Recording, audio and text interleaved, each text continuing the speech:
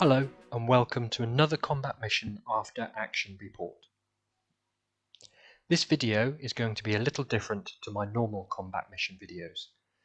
Where I usually focus on what is happening, this video is going to include more on the how I get there.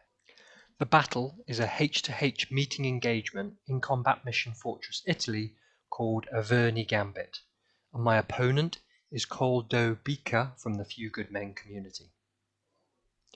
I personally follow a fairly simple process for the initial preparation of my battles. I do talk about the final plans in my other videos, but today I'm going to cover off how I formulate a plan in more detail. I follow the 7 P's and I start my preparation by understanding my orders and goals. In this battle, I command a German force and I'm to protect an area which allows for the fast deployment of troops between different parts of the front line south of Lucca on the west coast of Italy. In the AO there are 7 terrain objectives, worth a total of 450 victory points, and 4 unit objectives, also worth 450 points. Basically, I have to secure ground and kick arse. Next step in my prep is to understand my forces, and to get any intelligence or build assumptions on my opponent's force. I have a Marder tank destroyer platoon, a 37mm flak detachment, 3 platoons of infantry, a single 81mm mortar, and a HMG section in support. Each of the infantry sections have around 10 men in 2 teams, with 1 MG42, a couple of submachine guns, and bolt-action rifles. What is important for me in my preparation is to get an idea of how much bang I have. What amount of fire and at what range can I put damage and suppression onto a target at any given hierarchy in my order of battle, be that squad, section, or platoon, etc. Each of my platoons also has an independent Panzerschreck team, but none of the sections are carrying any Panzerfausts. This means my Panzerschreck teams are my only infantry anti-tank assets. Considering a little detail, the Marder is a decent asset. It has a 75mm Pak 40 gun, which has good armour penetration for the time, but it is anti-tank focused. It has very limited anti-personnel capability, because the crew compartment is open. It has no machine guns, only 9 HE shells, and it is also lightly armoured. The 2 37mm flak cannons are effective against infantry and light vehicles, but the crews are totally exposed. For me, this means my hardest hitting weapons are vulnerable to infantry, and I need to consider this in my plan. Intel on my opponent's force is laughable. All I'm told is that it is a company of allied engineers with light armoured support. I believe they are the Free French. I've never fielded the French in combat mission, but from a browse through the manual it looks like they basically have early war Commonwealth type weaponry, equipment and order of battle. I'm going to assume my opponent has a comparable force to mine. I anticipate a company of engineers with limited HMG and mortar support. Armour is a bit tougher to judge. It could be light tanks or mobile AT guns like priests. I suspect it's M3s or similar. I don't expect any medium tanks, because the mission brief states light tanks, but it could be Duff intel. We shall have to see. Regards the commander, I've never played against my opponent before. I couldn't find him on any ladders, and there's no intel in the community forum, so I don't know how experienced he is or his command style. So I now understand my objectives. I've assessed my force, and I've made some assumptions on my opponent's force and the commander. The next step is my terrain analysis. I use a basic process and look at obstacles, avenues of approach, key terrain, observation and fields of fire, cover and concealment, and finally conditions, so weather, ground, etc. Because I already have an understanding of the order of battle, I can consider forces during my terrain analysis. So it's generally a one-step process, and I don't have to review terrain, look at my force, then review terrain again. Looking at the map, I'm in the northeastern corner and I have 2 terrain objectives close by. I can easily secure those. There is a fair amount of woodland, but none of it is impassable to vehicles. There is a small river running east to west in the southern half of the map, but it's shallow and fordable across its entire length.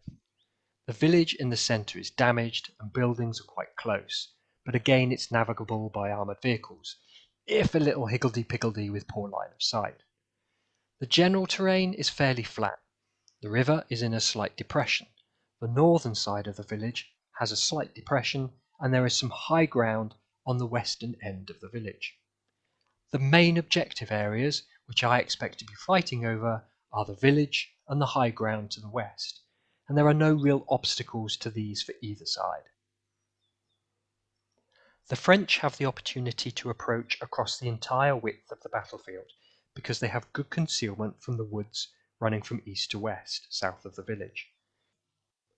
The village objectives are slightly closer to my start point, however I have less concealment, limited really to the small wooded area just north of the village, or the slight defilade.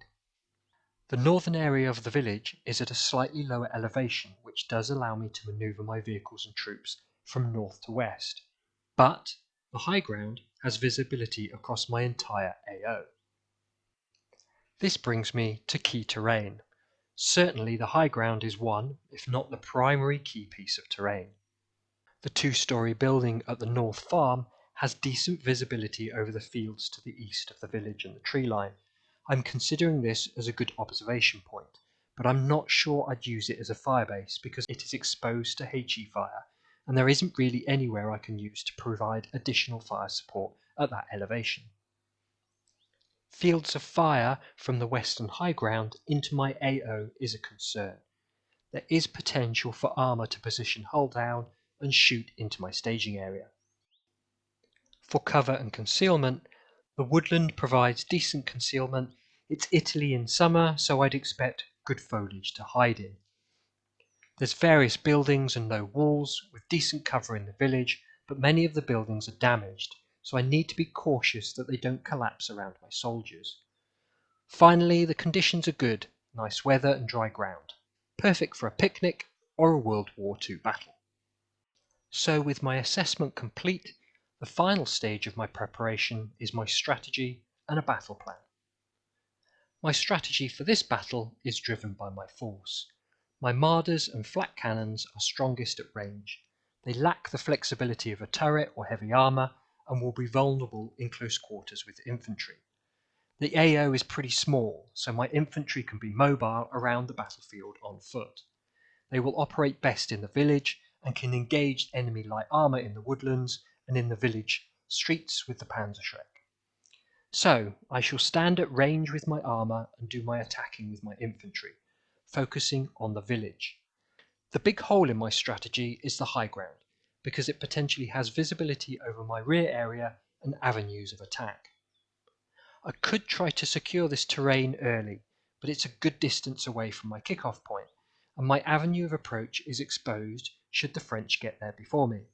If I'm not set up when the French attack, it'll be messy. Also, it looks like a crappy area to defend because it's close to the French woodland and exposed to HE fire. There aren't really any good locations to provide complementary support fire either, so gaining fire superiority there looks difficult. So, my plan starts to evolve from my strategy and any risks. My first decision is to make the high ground a deny objective. I'm not going to try and secure the area, but I'm going to deny my opponent the use of it. To do this, I'm going to position my flak cannons with good line of sight to as much of the high ground and buildings as possible, and pound the snot out of any contacts. I'll support the flak cannons with one Marder for its better anti-tank capability, and place the spotter with line of sight for the mortar. I shall position the 3 other Marders to cover the eastern edge of the village and my left flank. First platoon will secure the northern farm and the left flank, acting as spotters in the north farm OP. The pioneer platoon and HMG section would advance to the village, and 2nd Platoon, which arrives in 10 minutes, will be tasked to support either my left flank or the attackers in the village as necessary.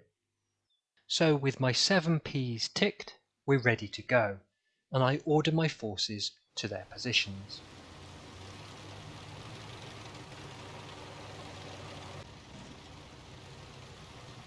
The initial few minutes go as I'd expect.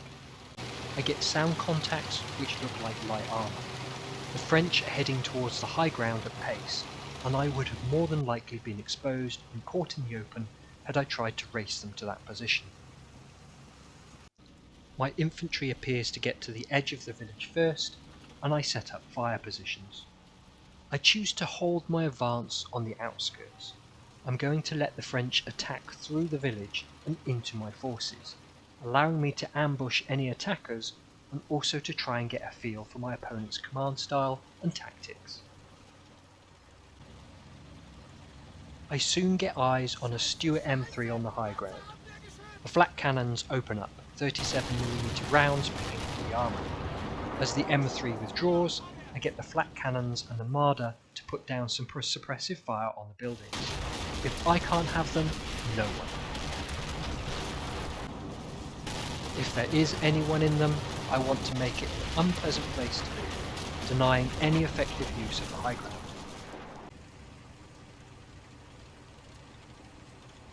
It's not long before I spot more M3s on my left flank.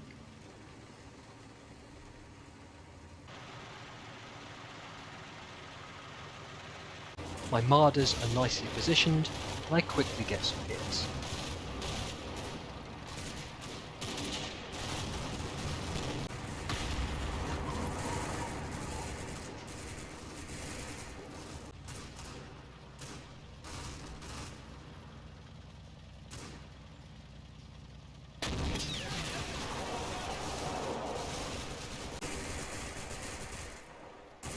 Meanwhile, I get contacts moving into the village, heading towards my fighting positions.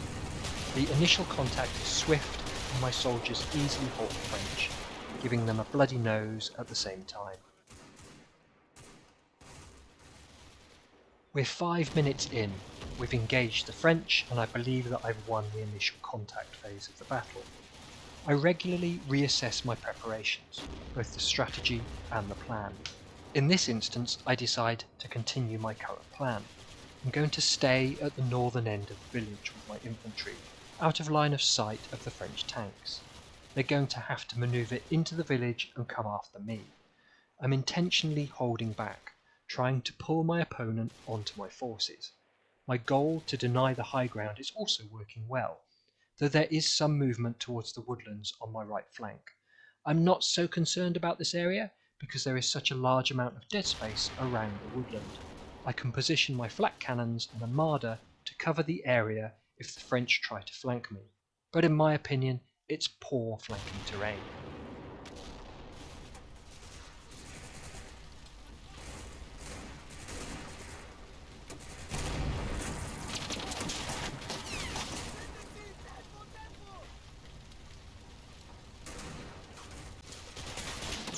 It seems the French infantry are not as well equipped with automatic weapons as my sections are. In the close quarters fighting, this is making a difference.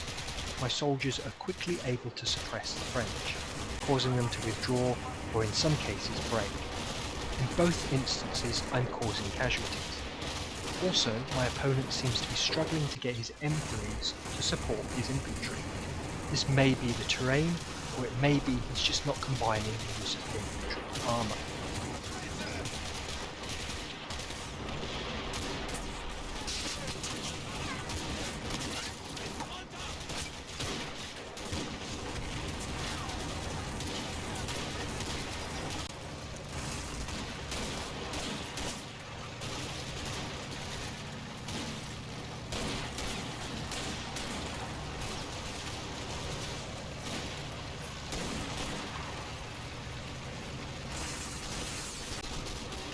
As the battle for the village intensifies, an M3 has rushed in amongst the buildings.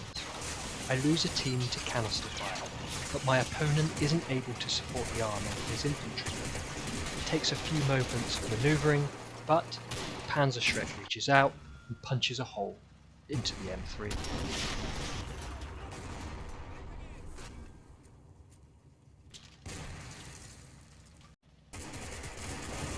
My strategy of keeping my armour at range means they tend to be static.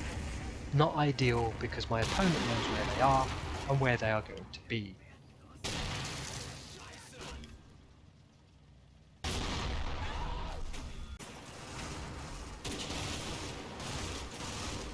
With the M3 down, I move back into the village. I'm using a lot of smoke to cover my soldiers' movement. I push small teams forward a couple of buildings, hit the French, then withdraw. As my team withdraws, another team is positioned in support. I'm trying to tease the French into following, and hit them as they chase my withdrawal.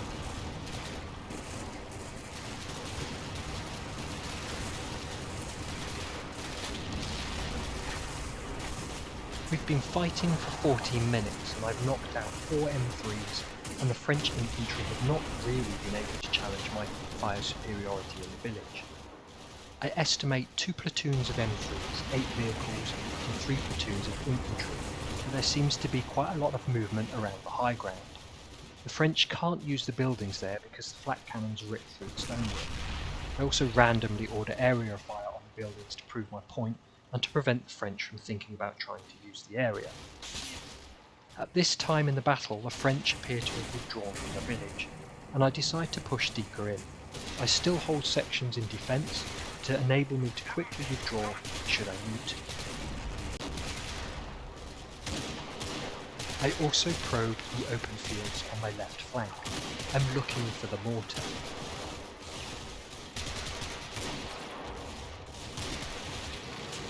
To support my advance in the village, I have to reposition the Marders. They have to now manoeuvre closer to the buildings.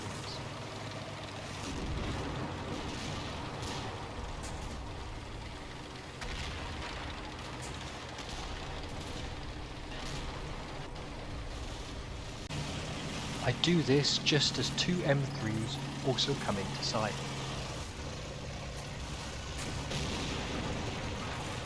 I order a Panzerschreck team to take out a 3rd M3 on my right flank.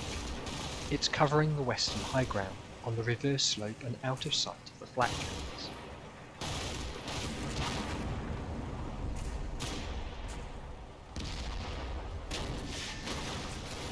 In the smoke and suppressive fire, scratch another M3.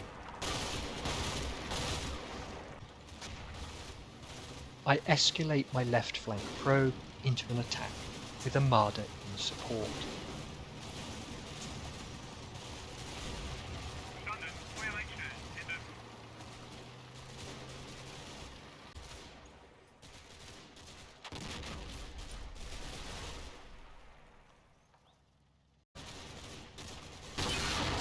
Not everything is going my way. In the village, the firefight is heavy, and 2 M3s are providing close support.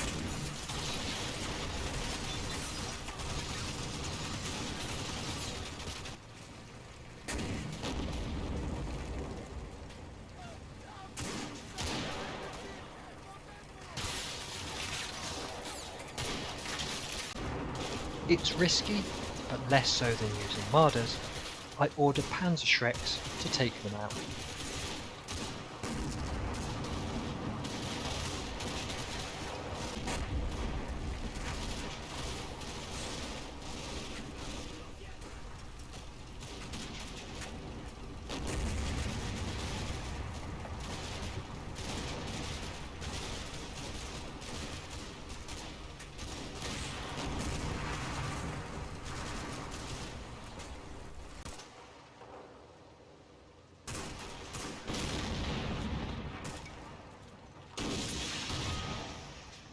That was pretty much the nail in the coffin.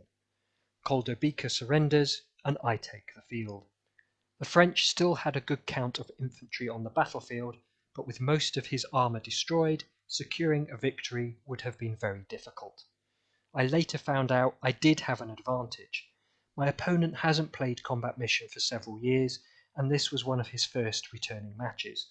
Nothing is fair in war, but I've been playing consistently for many years, so it gave him a steep learning curve. In this battle, my tactics worked, demonstrating well the value in the 7Ps. They don't always work, I don't always win, but I'd say I win considerably more than I lose. I hope you enjoyed the video.